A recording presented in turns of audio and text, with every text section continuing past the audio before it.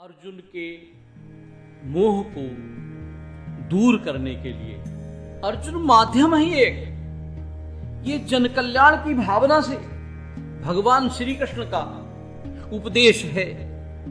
स्वधर्मम चावेक्ष न विकुंपितमर्हसि स्वधर्मोपि चावेक्ष न विकंपितमर्हसि धर्म्यादि।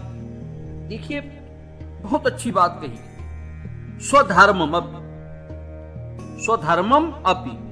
स्वधर्मम अपने धर्म को। अब प्रश्न यहां पे आया स्वधर्म, क्या धर्म भी अपना अपना होता है? धर्म तो शाश्वत है, सभी के लिए धर्म है नहीं। हिंदी के विद्वान ने एक जगह कहा, कांटा कठोर है जीवन का, इसमें उसकी मर्यादा है। मैं कब कहता हूं वो घटकर प्रांतर का ओछा फूल बने। देखिए यहां पर फूल को ओछा कह दिया, तो यहां स्वधर्म का मतलब क्या है? धर्म तो एक ही शाश्वत है, लेकिन स्थान, व्यक्ति और परिस्थिति जन्य व्यक्ति का धर्म होता है। इसलिए यहां स्वधर्म कहा, अपने धर्म की बात कही गई। कहा धर्म्यात् ही युद्धात् श्रेयः अन्वत् क्षत्रियस्व न विद्यते। क्षत्रियस्व न विद्यते। क्षत्रिय होने के नाते अपने विशिष्ट धर्म का विचार करते हुए तुम्हें जानना चाहिए कि धर्म के लिए युद्ध करने से बढ़कर तुम्हारे लिए कोई दूसरा अन्य कार्य नहीं है, ऐसा बताया उन्होंने। क्षत्रिय किसे कहते हैं भाई? देखिए यहां पर एक चीज और मूक रूप में कह दी गई है, बहुत थोड़ी सी बात में समझा दी गई है। क्षत्रिय किसे कहते हैं? वैसे तो क्षत्रिय शब्द का शाब्दिक अर्थ है, छत कहते हैं चोट खाए हुए को, छत। और जो क्षति से रक्षा करे, त्रायते, रक्षा प्रदान करना। जो क्षति से रक्षा प्रदान करे उसे क्षत्रिय कहा जाता है। तो क्षत्रिय, देखिए यहां पर भगवान ने कम शब्दों में वर्णाश्रम की व्यवस्था भी बता दी। मित्रों, हमारे देश में कभी भी जाति प्रथा हमारे ग्रंथों ने नहीं दी। यहां व्यवस्था वर्ण की थी। जो जैसा कर्म करेगा, क्योंकि गीता का सार है, जैसा गोस्वामी जी ने भी लिखा, कर्म प्रधान विश्व रचि राखा, जो जस करिए सो तस फल चाखा। ये अवधि भाषा में लिख दिया। इसी को उन्होंने कहा कर्मण्येवाधिकारस्ते। क्यों कहा? यहां पर वर्णाश्रम व्यवस्था का भी यहां पर चिंतन किया गया है। ये मध्यकाल में हमारे इस समाज को, हिंदू दर्शन को छिन्न भिन्न करने के उद्देश्य से कुछ आतताइयों के द्वारा इस वर्णाश्रम व्यवस्था पर चोट करते हुए उसे भिन्न भिन्न जातियों का नाम दिया, जिससे कि वो हिंदू दर्शन, वो हिंदू समाज जिसको कि हमारे शाश्वत ग्रंथों द्वारा, हमारे ऋषियों के मनन चिंतन द्वारा संगठित कर दिया गया था एक व्यवस्थित ढंग से, कि जो जिस कर्म को करेगा उस वर्ण का सदस्य कहलाएगा। आगे यद्यपि यहां पे ये विषय नहीं है, फिर भी ये समझने की बात है। मैं छोटा सा उदाहरण दे रहा हूं। यदि जाति प्रथा होती भारत में, तो जैसा कि कहा गया है, लोग कहते हैं कि भगवान श्री कृष्ण यदुवंशी थे, तो युधिष्ठिर कौन है? अर्जुन कौन है? ये क्षत्रिय थे। और गुरु कौन था अर्जुन का? क्षत्रिय का गुरु, फिर तो यदुवंशी हुआ। तो कहां रह गई जाति व्यवस्था? भगवान व्यास की तरह समझा रहे हैं, उन्हें गुरु की तरह बता रहे हैं। शिष्य कौन है? अर्जुन है। तो यहां पर बहुत ही स्पष्ट रूप से कर्म को परिभाषित करते हुए कहा गया है, जो जैसा करेगा वह उसी वर्ण का सदस्य कहलाएगा। गुरु द्रोण तथा कथित जाति व्यवस्था को मानने वाले लोग उन्हें ब्राह्मण कहते हैं। भगवान कृष्ण यदुवंशी हैं, लेकिन फिर भी आचार्य द्रोण उन्हें प्रणाम करते हैं। व्यवस्था क्या है? व्यासाय विष्णु रूपाय व्यास रूपाय विष्णवे। ये चिंतन की बात है कि हमारे समाज का इतना व्यवस्थित रूप दिखाई पड़ता है कि हमारे ऋषियों ने जो वर्णाश्रम व्यवस्था बनाई गई थी वो कितनी विशद थी, कितनी वैज्ञानिक पद्धति थी कि जो जिस योग्य है, पैर यदि चलने के योग्य है तो उसे पैर कहेंगे, और हाथ या मस्तक या पेट जो पूरे शरीर का पालन करेगा उसे पेट कहेंगे। ऐसी थी वर्णाश्रम व्यवस्था, सावयवी सिद्धांत के ऊपर लागू। पूरा शरीर एक समाज है, उसके अन्यान्य अंग सब ब्राह्मण, क्षत्रिय, वैश्य, शूद्र। मित्रों, शूद्र शब्द से कभी भी किसी जाति विशेष का बोध नहीं होता। सभी शूद्र हैं। वेद का प्रथम वाक्य कहता है, जन्मना जायते शूद्रः कर्मणा द्विजुच्यते। देखिए, श्रीमद् भागवत गीता को अगर हम परिपूर्ण उपदेश कहते हैं तो क्या गलत है? वेद ने भी कहा है, जन्मना जायते शूद्रः, जन्म से प्रत्येक व्यक्ति शूद्र होता है। शूद्र क्यों होता है? शूद्र वो होता है जिसका जन्म उदर से होता है। क्या भाई कोई यहां अवतरित हुआ है? सबका जन्म उदर से हुआ है तो सभी शूद्र हुए नहीं हुए? जन्म ना जायते शूद्रा और कर्म ना द्विजुच्यते, और कर्म से वो शनै शनै जैसा जैसा कर्म करेगा वैसे वैसे वर्ण का सदस्य कहलाएगा। ये व्यवस्था थी हमारी सनातन, ये व्यवस्था हमारी ऋषियों का चिंतन थी। इस व्यवस्था को व्यवस्थित ढंग से समाज में किसी प्रकार का विकार न उत्पन्न हो, इस प्रकार से बनाया गया था, जिसको मध्यकाल में आतताइयों के आक्रमण से, और उन्होंने देखा चाहे वो किसी की पाश्चात्य शिक्षा पद्धति के माध्यम से या किसी माध्यम से, उन्होंने हमारे इस नींव पर, हमारी इस श्रृंखला पर, हमारी इस वैदिक सनातन सभ्यता पर चोट करके हमारे समाज को विभिन्न भागों में विखंडित कर दिया। वो है आज का ये तथाकथित जाति रूप। क्योंकि विषय बढ़ता चला जा रहा है, हमें अपने विषय पे आना चाहिए। कह रहे हैं, स्वधर्मपि चावेक्ष न विकंपितुमर्हसि। क्षत्रिय होने के नाते अपने विशिष्ट धर्म का विचार करते हुए तुम्हें यह जानना चाहिए, धर्मात् युद्धात् श्रेयः अन्यत्, कि तुम्हारे लिए युद्ध करने से बढ़कर कोई दूसरा कार्य नहीं है। अतः तुम्हें किसी प्रकार का संकोच नहीं करना चाहिए। यदक्षया चोपपन्नम स्वर्ग द्वार मवाप्रतम सुखिना क्षत्रिया पार्थ लभन्ते युद्धमीतशम। पुनः पार्थ नाम से संबोधित करते हुए भगवान कृष्ण उन्हें बताते हैं कि हे अर्जुन, हे पार्थ, यदक्षया चोपपन्नम, यदक्षया अपने आप, चोपपन्नम उपपन्नम, च उपपन्नम प्राप्त हुए। हे पार्थ, हे क्षत्रिय सुखी हैं, सुखिना क्षत्रिया पार्थ। हे पार्थ, वे क्षत्रिय सुखी हैं। कौन से क्षत्रिय सुखी हैं?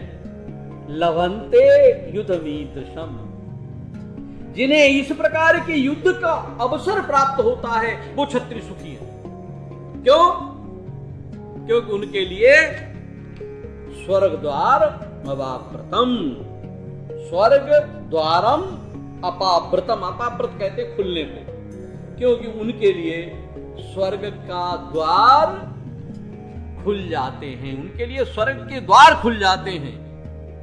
अर्जुन देखिए, क्षत्रिय धर्म को समझाते हुए भी उन्होंने कहा कि क्षत्रिय का धर्म क्या है? कमजोरों की रक्षा करना क्षत्रियों का धर्म है। क्षत्रियो ही, ये पाराशर स्मृति में व्यास जी के पिता पाराशर ने कहा है। व्यास जी के पिता जो है पाराशर स्मृति में ऐसा दिया गया है, क्षत्रियो ही प्रजा रक्षण शस्त्र प्राणी प्रदंडयन निर्जित्य पर सैन्यादि क्षितिम धर्मेण पालेत। क्षत्रिय धर्म का ये धर्म है कि सभी कष्टों से नागरिकों की रक्षा करे, इसलिए उसे शांति तथा व्यवस्था को बनाए रखने के लिए कभी कभी हिंसा भी करनी पड़ती है। देखिए, हिंसा, अहिंसा परमो धर्मा कहा गया है, लेकिन कहीं कहीं पर हिंसा को भी स्वीकृति दी गई है। अर्जुन,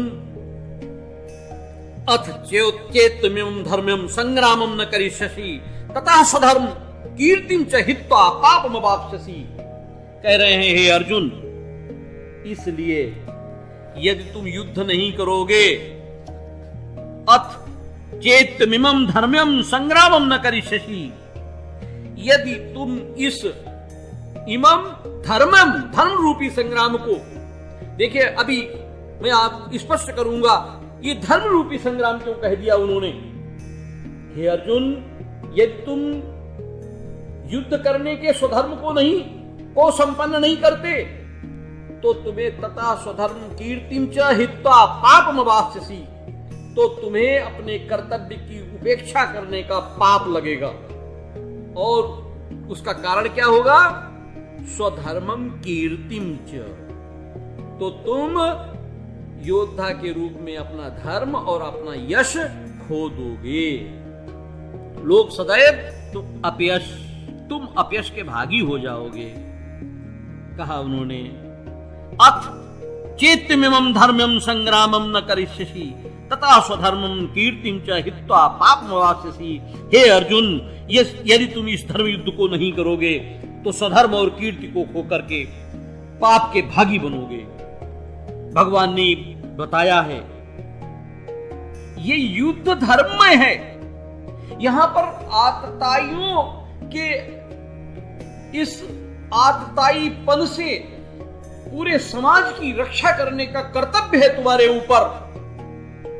दुर्योधनादि कौरव क्या हैं? मात्र उन्होंने धर्म से परिपूर्ण, धर्मयुक्त नहीं है, वो इसमें आतताई बन गए हैं। अगर आतताई न बनते तो भाइयों को अपना हिस्सा दे देते, अरे ज्यादा नहीं कम दे देते। इसलिए कहा ये धर्म युद्ध है। आगे कहा उन्होंने, अकीर्तिम चापि भूतानि कथिष्यन्ति ते अव्ययम् संभावितस्य चाकीर्तिम मरणादतिरिच्यते। अकीर्तिम चापि भूतानि, अकीर्तिम अपयशम, भूतानि सभी लोग सदैव तुम्हारी अकीर्ति का वर्णन करेंगे। अकीर्तिम चापि भूतानि कथिष्यन्ति ते अव्ययम्, ते अव्ययम्। अव्याम किसे कहते हैं? सदा के लिए अव्याम। लोग सदैव तुम्हारे अपयश का वर्णन करेंगे। संभावितस्य चाकीर्तिम, संभावितस्य माने सम्मानित व्यक्ति के लिए अकीर्ति कैसी है? मरणात् अतिरिच्यते, मरने से भी अधिक होती है। अर्जुन, सदैव लोग तुम्हारे अपयश का वर्णन करेंगे, और यशवान व्यक्ति के लिए, सम्मानित व्यक्ति के लिए अपयश तो मृत्यु से भी बढ़कर है। भयाद्रणा दुपरतम मत्स्यन्ते त्वाम महारथा येषां च तुम बहुमतो भूत्वा यास्यसि लाघवम्।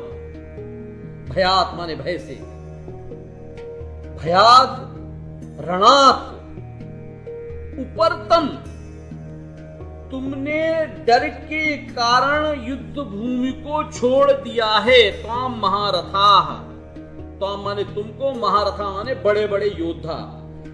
जिन जिन बड़े बड़े योद्धाओं ने तुम्हारे नाम येषाम च त्वं बहुमतो भूत्वा यास्यसि लाघवम्, जिन जिन महान योद्धाओं ने, महारथियों ने तुम्हारे नाम तथा यश को सम्मान दिया है, वे सोचेंगे कि तुमने डर के कारण युद्ध भूमि छोड़ दी।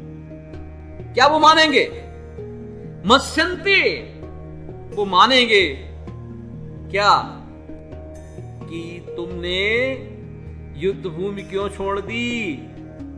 तुमने युद्ध भूमि मात्र डर के कारण छोड़ दी, और इसलिए वो तुम्हें क्या मानेंगे? लाघवम, वो तुम्हें बहुत लघु, वो तुम्हें तुच्छता को, बहुत ही उनकी दृष्टि में तुम बहुत ही तुच्छ हो जाओगे। तुम्हारा सम्मान धूल धूसरित हो जाएगा उनकी नजरों में। अवाक्ष बादांश बहून वदिष्यन्ति तवाहिताः, निंदन्तस्तव सामर्थ्यम ततो दुःखतरम नुकिम। आगे कहा उन्होंने, अवाश्य बादांश बहून, अवाश कटु और बादान मिथ्या शब्द, बहून बहवा, वदिष्यन्ति माने कहेंगे। तुम्हारे क्या कैसे कैसे कहेंगे? निंदनस्तव सामर्थ्यम तथो दुःखतरम नुकिम। तवाहिता कहा, तवाहिता तब माने तुम्हारे, अहिता माने शत्रु, निंदनता तुम्हारे शत्रु। मालूम क्या कैसे कहेंगे? तुम्हारे शत्रु अनेक प्रकार के कट शब्दों से तुम्हारा वर्णन करेंगे और तुम्हारी सामर्थ्य का उपहास करेंगे। हे अर्जुन, निंदनस्तव सामर्थ्यम ततो दुःखतरम नुकिम।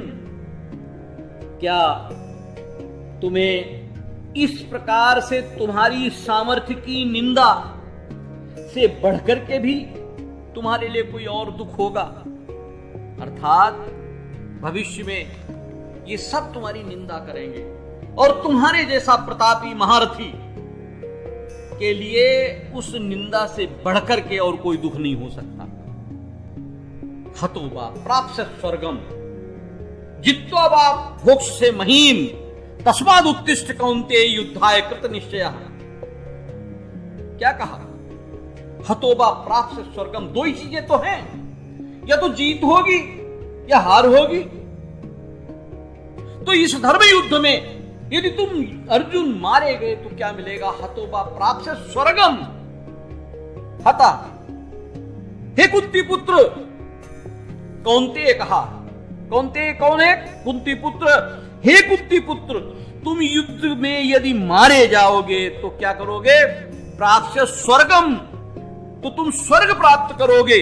और जित्वा बा भोक्ष से महीम, यदि तुम जीत जाओगे तो इस पृथ्वी का साम्राज्य का भोग करोगे। तस्माद उत्तिष्ठ कौन्तेय युद्धाय कृत निश्चया।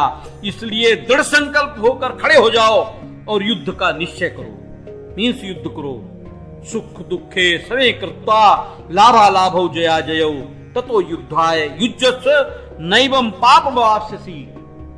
बहुत ही इस समय गहन रूप से अर्जुन के मन को, अर्जुन के इस मोह को विदीर्ण करते हुए भगवान कृष्ण क्या कहते हैं? सुख दुखे समय कृत्वा, सुख और दुख दोनों को संभाव से समय कृत्वा, लाभा लाभौ, लाभ अलाभ, अलाभो किसे कहते हैं? हानि को। जय जय, जय अजय, विजय और पराजय। सुख दुख हानि लाभ विजय और पराजय का विचार छोड़ दो, समभाव से देखो इनको। तुम्हें सुख या दुख, हानि या लाभ, विजय या पराजय का विचार करके इन सबको समान दृष्टि से देखकर युद्ध करना चाहिए। युद्ध करो, ऐसा करने पर तुम्हें किसी प्रकार का एवं पाप मवाप्स्यसि, किसी प्रकार का पाप नहीं लगेगा। जो तुम्हारे मन में यह है कि कैसे हम पितामह भीष्म पर बाण चलाएंगे। ऐसा ते हविता सांख्ये बुद्धिर्योगे तुमाम शुणु बुद्ध्या युक्तो यया पार्थ कर्म बंधम प्रहास्यसि। ऐसा ये सांख्य योग है। ये मैंने पूर्व में बताया था कि सांख्य योग का वर्णन किया गया है। यहां सांख्य योग क्या है? जो वैश्लेषिक अध्ययन किया जाता है विश्लेषण के साथ, उसे सांख्य योग कहते हैं। हे पार्थ, ये बुद्धि तेरे लिए ज्ञान योग के विषय में मैंने कही, और अब तू इसको कर्म योग के विषय में सुन। ऐसा ते हविता सांख्ये बुद्धिर्योगे तुमाम शृणु बुद्धिया युक्तो यथा पार्थ कर्म बंधम प्रहास्यसि। हे पार्थ, हे प्रथापुत्र, तुम यदि ऐसे ज्ञान से कर्म करोगे तो तुम अपने कर्मों से बुद्धिया युक्तो कर्म बंधम, बुद्धिया बुद्धि से, युक्ता युक्त, कर्म बंधम कर्म के बंधन से, प्रहास्यसि मुक्त हो जाओगे। हे प्रथापुत्र अर्जुन, तुम यदि ऐसे ज्ञान से कर्म करोगे तो तुम कर्मों के बंधन से अपने को मुक्त कर लोगे। यहां पर कृष्ण की शरण ग्रहण करके पहले ही उन्हें गुरु के रूप में स्वीकार कर लिया है अर्जुन ने, और इस प्रकार अर्जुन को बुद्धि योग क्या है? बुद्धि योग जो है भगवान कृष्ण की भक्ति है। और यहां पर सांख्य शब्द का ये अनीश्वरवादी सांख्य योग से यहां पर कोई संबंध नहीं है। भगवान ने श्रीमद् सांख्य का अर्थ यहां पर है शरीर तथा आत्मा का वैश्लेषिक अध्ययन। देखिए, तो यहां पर अध्ययन बताए हैं। योग हम आगे आपको बताएंगे। जब व्याकरण की बात कहेंगे तब हम सांख्य योग की चर्चा करेंगे। कर्मसु ऐप के अन्यान्य हमारे बंधुओं में आगे योग, दर्शन, वेदांत, इन तत्वों का विरूपण जब हम करेंगे तो सांख्य की चर्चा करेंगे कि सांख्य योग क्या होता है। यहां पर मात्र ये कह के कि भगवान कृष्ण ने अर्जुन को बुद्धि योग या कर्म योग तक लाने का प्रयास किया है। यहां पर सांख्य का अर्थ है शरीर तथा आत्मा का वैश्लेषिक अध्ययन कर, वैश्लेषिक वर्णन कर अर्जुन को बुद्धि योग या कर्म योग तक लाने का प्रयास किया गया है भगवान द्वारा। वैसे तो भगवान कृष्ण का सांख्य तथा भागवत में भगवान कपिल द्वारा वर्णित सांख्य दोनों एक ही हैं, दोनों में भक्ति योग है। आगे कहते हैं, तो देखिए यहां पर एक बात और कही गई, सुख दुखे समय कृत्वा। प्राणी मात्र का थोड़ी सी चर्चा यहां पर यद्यपि विशद है। प्राणी मात्र जब उसे सुख प्राप्त होता है तो प्रसन्न होता है, दुख होता है तो दुखी होता है। तो देखिए यहां पर योग दर्शन है कि सुख दुखे समय कृत्वा और लाभ हानि समय कृत्वा और जय पराजय समय कृत्वा। जब तुम इन तीनों चीजों को सुख, लाभ, जय, पराजय, हानि और दुख, ये 6 चीजें हुई, इन सबको समभाव दृष्टि से जब देखोगे, इनको समभाव दृष्टि से देख करके युद्ध प्रारंभ करिए। नेहाभिक्रम नाशो अस्ति प्रत्यवायो न विद्यते स्वल्पमस्य धर्मस्य त्रायते महतो भया। ये जो बुद्धि योग द्वारा संपन्न कार्य का दिव्य गुण बताया गया है, पारिवारिक या भौतिक सुख प्राप्त करने की इंद्रिय तृप्ति के लिए किए गए कर्म में प्रचुर अंतर होता है। आगे उन्होंने कहा है, नेहा अभिक्रम नाशो अस्ति, न यह अभिक्रम प्रयत्न में नाशा अस्ति है, इस प्रयास में ना तो हानि होती है ना ही ह्रास होता है, बल्कि इस पथ पर की गई अल्प प्रगति भी स्वल्पम अस्य धर्मस्य त्रायते महतो भयात्। सुअल्पम थोड़ी सी भी, अस्य धर्मस्य त्रायते माने मुक्त करता है। इस पथ पर की गई अल्प प्रगति भी महान भय से तुम्हें मुक्त करती है, महान भय से रक्षा करती है।